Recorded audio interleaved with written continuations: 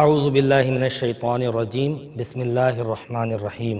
السلام علیکم خواتین و حضرات، پروگرام تفہیم المسائل کے ساتھ آپ کا میزبان مفتی محمد عامر حاضر خدمت ہے۔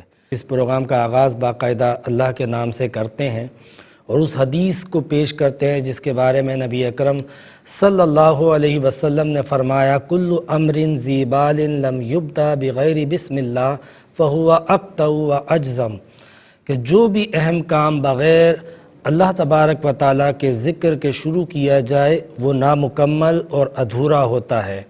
تو اس حدیث سے پتہ چلتا ہے کہ بندہ مومن کو اپنے ہر کام، ہر معاملات اللہ کے نام سے، اللہ کے ذکر سے شروع کرنے چاہیے تاکہ اللہ تبارک و تعالیٰ کے ذکر کی برکتیں، اس کے نام کی برکتیں باقاعدہ شامل حال ہو جائیں۔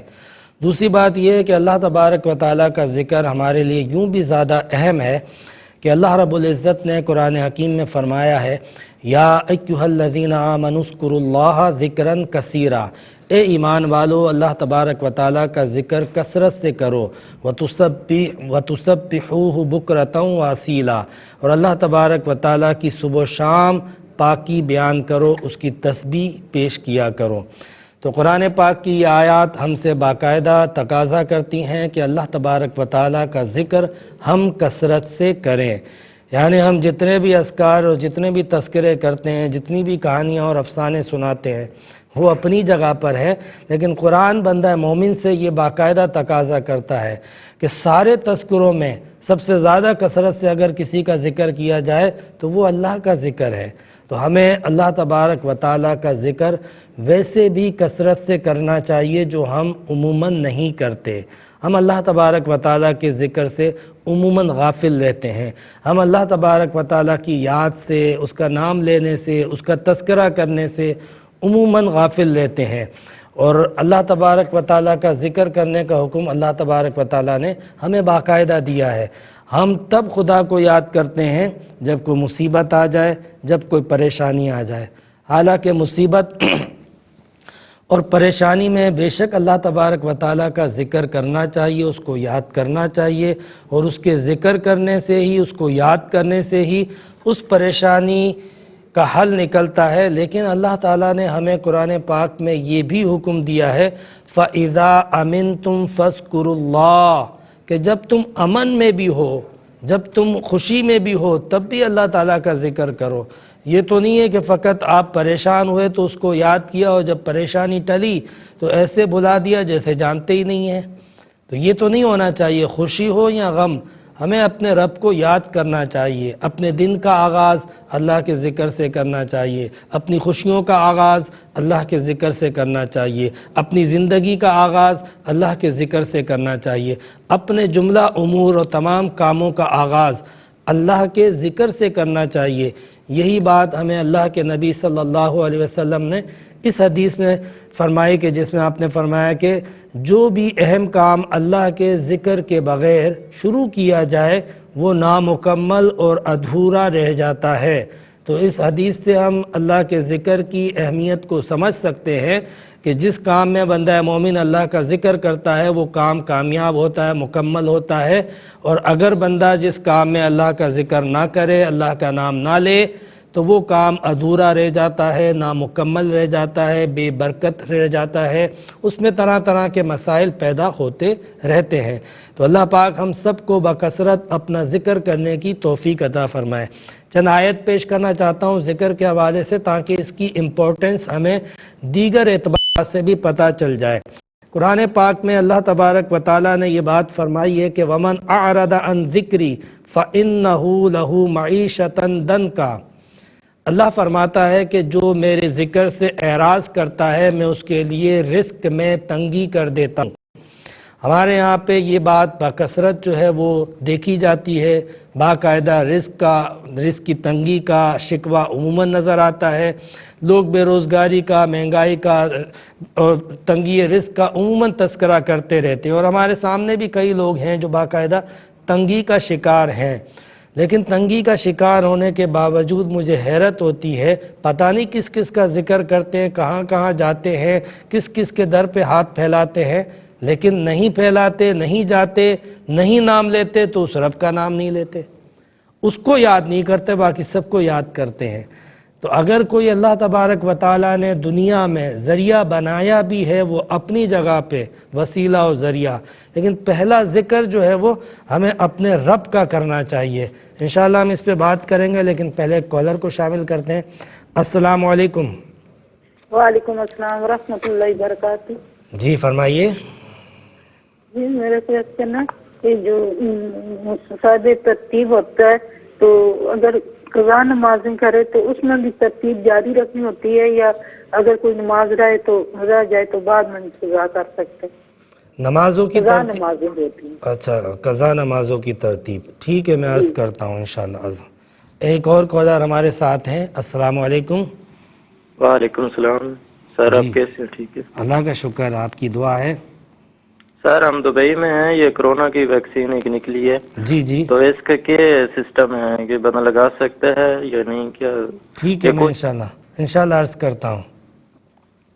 ٹھیک ہے جی، تو میں عرض کر رہا تھا کہ قرآن پاک کی یہ آیت جو میں نے آپ کے سامنے سورہ طٰہٰ کی پیش کی، جس میں اللہ تعالیٰ نے فرمایا کہ جو ہمارے ذکر سے غافل ہوتا ہے ہم اس کے رزق میں تنگی کر دیتے ہیں، اور فرمایا کہ وَنَحْشُرُهُ يَوْمَ الْقِيَامَةِ أَعْمَىٰ، اور بروز قیامت ہم اس کو اندھا اٹھائیں گے۔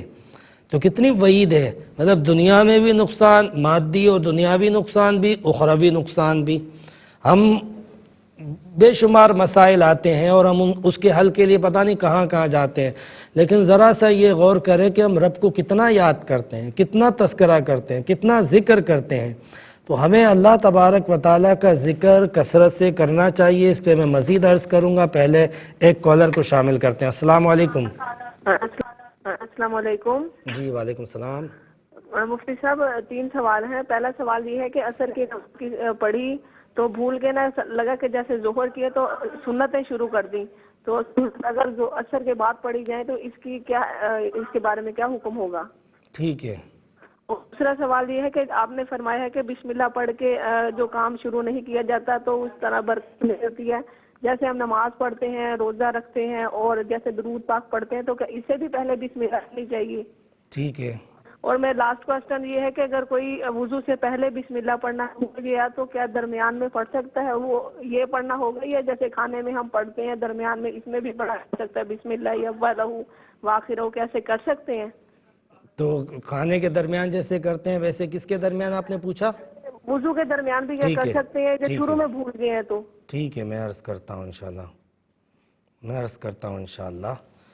بہن نے موضوع سے متعلق، اللہ کے ذکر سے متعلق 2 سوال کیے، اور یہ بڑی اچھی بات ہے کہ ہم کسی بات کو سنیں، سمجھیں، سیکھیں اور اس کے متعلق تذکرہ بھی کریں۔ حضرت ابو بکر صدیق فرماتے ہیں کہ جو مومن ہوتا ہے اس کو نصیحت جو ہے وہ اثر کرتی ہے، یعنی کوئی اچھی بات کہی جائے اگر دل میں ایمان ہے تو وہ دل پہ لگتی ہے۔ ایمان کا یہ ایک بڑا گہرا تعلق ہوتا ہے نصیحت اور اللہ تبارک و تعالیٰ کے ذکر اور اچھی باتوں سے۔ اور اللہ رب العزت نے بھی خود قرآن میں فرمایا کہ ان الذکر تنفع المؤمنین، کہ نصیحت جو ہے وہ مومن کو فائدہ پہنچاتی ہے۔ اور اس آیت کا ایک مفہوم ذکر سے مراد جہاں نصیحت ہے وہاں پہ ذکر بھی ہے، یعنی ذکر جو ہے وہ مومن کو فائدہ پہنچاتا ہے، دنیاوی فائدہ بھی پہنچاتا ہے، اخروی فائدہ بھی پہنچاتا ہے۔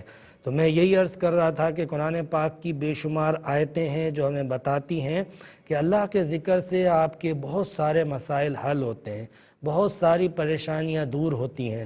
قرآن پاک کے اندر سورہ انفال میں اللہ تبارک و تعالیٰ نے فرمایا یا ایھا الذین آمنوا اذا لقیتم فئۃ فاثبتوا واذکروا اللہ کثیرا لعلکم تفلحون۔ اے ایمان والو، جب تمہارا سامنا ہو کسی دشمن سے اور دشمن کی فوج سے، کسی بہت بڑی فوج اور لشکر سے سامنا ہو جائے تو ثابت قدم رہو اور اللہ کا ذکر کرو تاکہ تم کامیاب ہو جاؤ۔ تو آپ دیکھو کیسے موقع پہ یہاں پہ بتایا جا رہا ہے کہ کہاں خدا کو یاد کرنا چاہیے۔ انشاءاللہ اس کی تفصیل میں مزید عرض کروں گا۔ ایک کالر کو شامل کرتے ہیں۔ السلام علیکم۔ غالباً کال ڈراپ ہو گئی ہے۔ تو یہ قرآن پاک کی جو آیت تھی جس میں میں نے آپ کو عرض کیا سورہ انفال میں کہ جس وقت جو ہے وہ ہمارا سامنا ہو جائے دشمن سے تو اس وقت ہمیں جو ہے وہ ثابت قدم بھی رہنا ہے اور اللہ کا ذکر کرنا ہے۔ یہی وجہ آپ نے دیکھا ہوگا کہ مسلمان مجاہدین جب لڑتے ہیں، لڑنے جاتے ہیں، تو جب دشمن کا سامنا ہوتا ہے تو پہلے نعرہ تکبیر اور اللہ کا ذکر کرتے ہیں کہ اللہ کا ذکر آپ کی کامیابیوں کی ضمانت ہے۔ انشاءاللہ ایک وقفے کے بعد گفتگو کو جاری رکھیں گے، ملتے ہیں مختصر سے بریک کے بعد۔ خوش آمدید خواتین و حضرات، ہمارے ساتھ ایک کالر ہیں، دیکھتے ہیں وہ ہم سے کیا پوچھنا چاہتے ہیں۔ السلام علیکم۔ وعلیکم السلام۔ مفتی صاحب میرا یہ سوال ہے کہ انسان جو قضا نمازیں پڑھتا ہے نا، تو اگر اس کی نیت اس طرح کرے کہ گزشتہ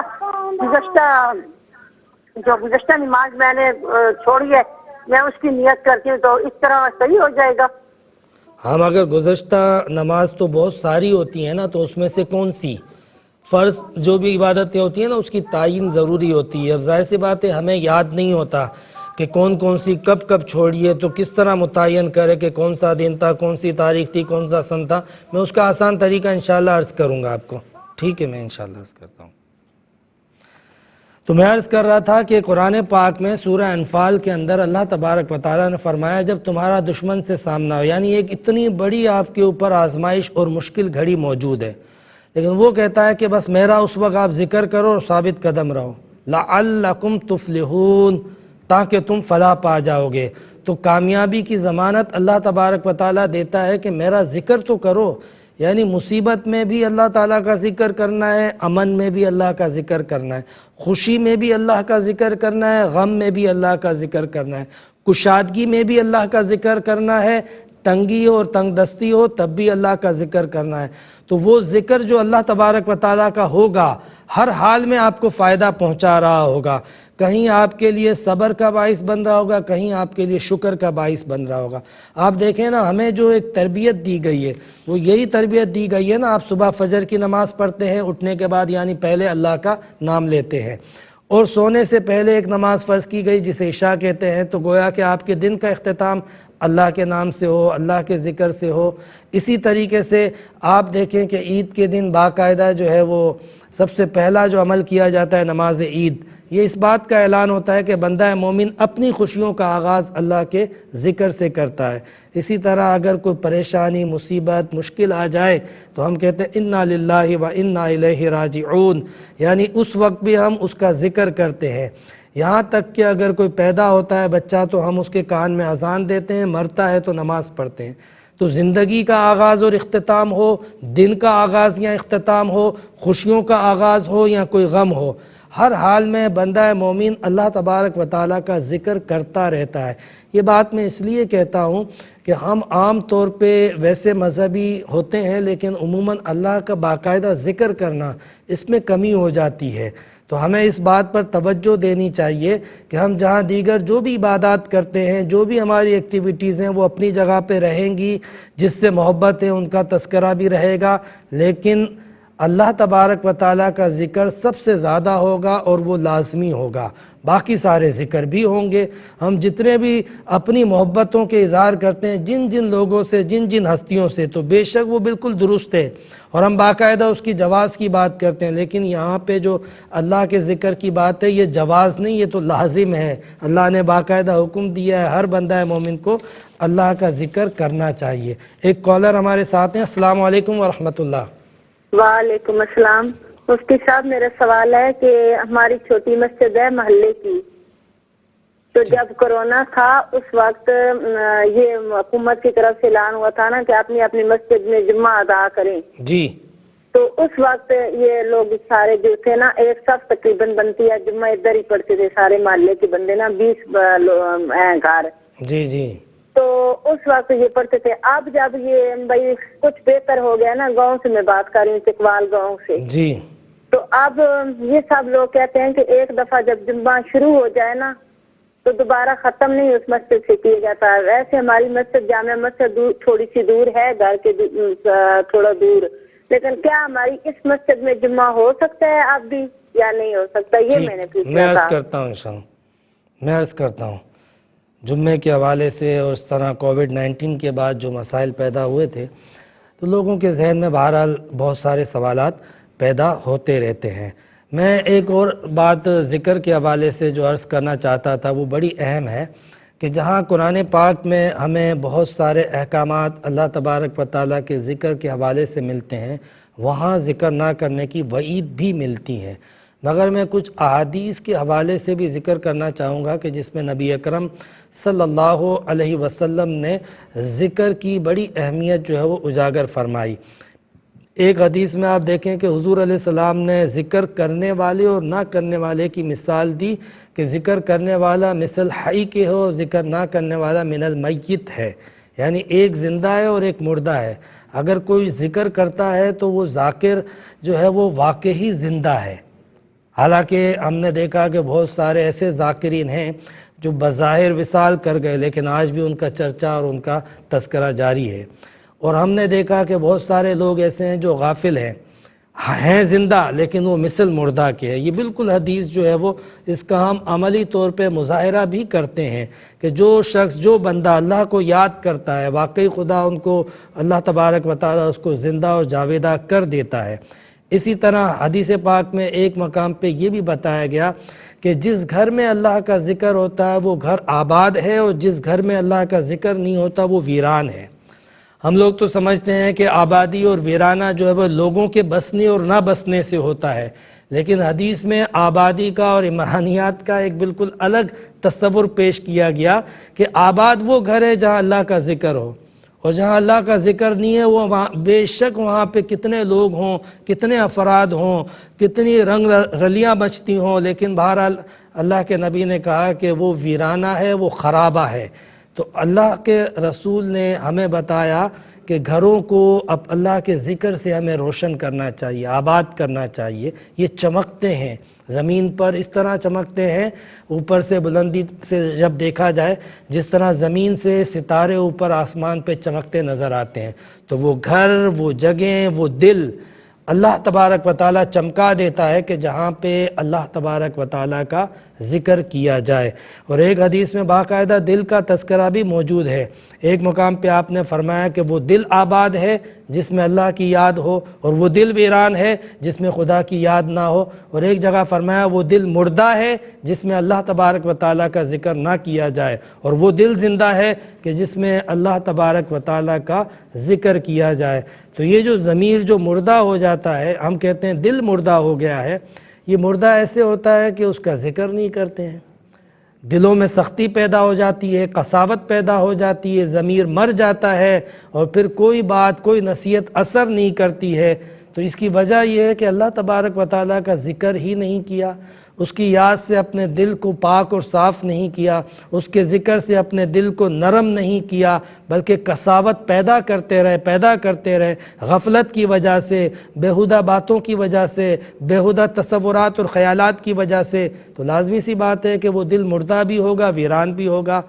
تو ہمیں ضرورت ہے کہ ہم اپنے گھروں کو آباد کریں، اپنے دلوں کو آباد کریں، اپنے دلوں کو زندہ کریں، اپنے آپ کو زندوں میں شمار کریں اللہ کے ذکر کے ذریعے، اور پھر اسی ذکر کی جو برکتیں ہیں دنیاوی اخروی ہم اس کو بھی حاصل کریں۔ انشاءاللہ عرض کرتا ہوں، میں ایک کالر کو پہلے شامل کرتے ہیں۔ السلام علیکم۔ وعلیکم السلام۔ میں خود وعلیکم السلام، ٹھیک ٹھاک ہو؟ جی فرمائیے۔ میں خود نماز الحمدللہ 5 وقت پڑھتا ہوں، نیوی پڑھتا ہوں، بچے میرے بڑے ہیں، ان کو ڈانٹتا ہوں ہی، لیکن نماز نہیں پڑھتے، نماز کبھی پڑھ لیتے ہیں چھوڑتے ہیں بہت زیادہ۔ ان کی وجہ سے میں پریشان رہتا ہوں کہ نماز کی پابندی نہیں کرتے۔ جی ان کے متعلق کیا حکم ہے کہ ان کو سختی بھی صحیح کہتا ہوں لیکن مار نہیں سکتا کہ بڑے ہیں یہ؟ ٹھیک ہے، میں انشاءاللہ عرض کرتا ہوں، میں ضرور عرض کرتا ہوں انشاءاللہ۔ ایک بات جو ذکر سے غفلت اختیار کرتے ہیں ان کے حوالے سے کچھ آیات پیش کرنا چاہتا ہوں۔ قرآن پاک میں سورہ منافقین میں اللہ تبارک و تعالیٰ نے منافقین کی علامات میں سے ذکر کیا، وَلَا يَذْكُرُونَ اللَّهَ إِلَّا قَلِيلًا۔ یہ جو منافق ہوتے ہیں نا، یہ اللہ کا ذکر بخل کے ساتھ کرتے ہیں، بہت تھوڑا کرتے ہیں، اللہ کا ذکر ان سے نہیں ہوتا۔ تو آپ اپنے آپ کو پرکھیں کہ ہم اللہ کا ذکر قلیل کرتے ہیں یا کثیر کرتے ہیں، تاکہ ہمیں پتہ چلے مومن ہیں منافق ہیں، کیونکہ منافقین کی یہ علامت قرآن بیان کر رہا ہے کہ یہ اللہ تبارک و تعالیٰ کا ذکر قلیل کرتے ہیں۔ وَلَا يَذْكُرُونَ اللَّهَ إِلَّا قَلِيلًا۔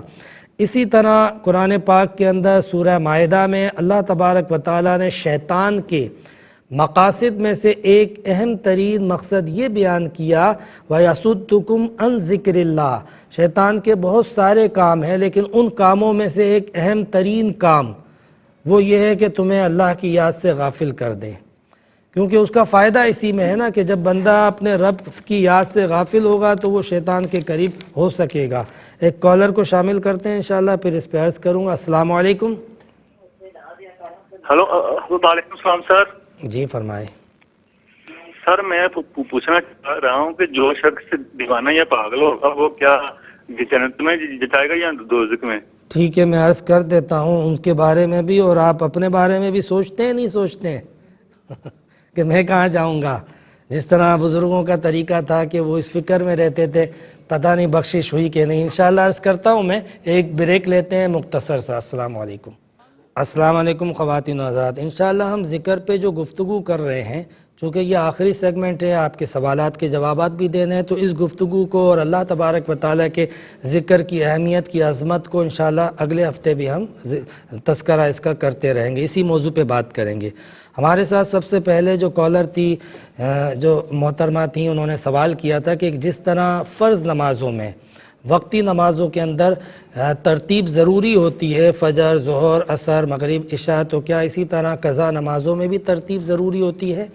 تو دیکھیں، ترتیب اور تعین نمازوں کے اندر ضروری ہوتی ہے، لیکن اس کے لیے جس کے اوپر نماز قضا نہ ہو، کم سے کم وہ 5 نمازوں سے زیادہ اگر قضا ہو جائیں کسی کے اوپر تو پھر وہ صاحب ترتیب نہیں رہتا ہے۔ البتہ نمازوں کی تعین ضروری ہوتی ہے۔ آپ چاہیں تو پہلے ساری فجر پڑھ لیں، پھر ساری ظہر پڑھ لیں جتنی قضا ہیں، پھر ساری عصر پڑھ لیں، تو یہ ترتیب اگرچہ کہ نہیں ہے لیکن تعین پھر بھی ضروری ہوتی ہے۔ تعین یہ ہوتی ہے کہ بالفرض آپ کے اوپر 2-3 سال کی نماز فجر قضا تھی، تو اب آپ کون سی نماز اس میں سے قضا کر رہے ہیں؟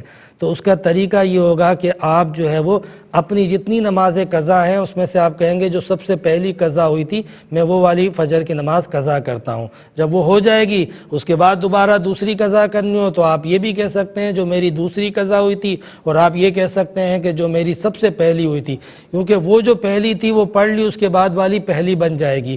تو آپ اس طریقے سے نماز کی معمولی سی تعین کر کے اس نماز کو نیت میں متعین کر کے پھر قضا کریں گے۔ ہمارے ساتھ ایک کالر ہے۔ السلام علیکم۔ السلام علیکم۔ وعلیکم السلام۔ جی فرمائیے۔ میں نے سوال کیا تھا کہ ہم کسی کوئی چیز خاص اللہ کی رضا کے لیے چھوڑ دیتے ہیں جی، اور دوسرے ہی لمحے چند ہی گھنٹوں میں ہمیں اس سے ڈبل چیز ملتی ہے، تو یہ انعام ہے یا امتحان ہے؟ ٹھیک ہے، انشاءاللہ میں انشاءاللہ عرض کرتا ہوں۔ یہ ہم سے بھائی نے ایک سوال پوچھا تھا کہ کورونا کی جو ویکسین آ گئی ہے تو کیا ہم اس کو استعمال کر سکتے ہیں یا نہیں کر سکتے ہیں؟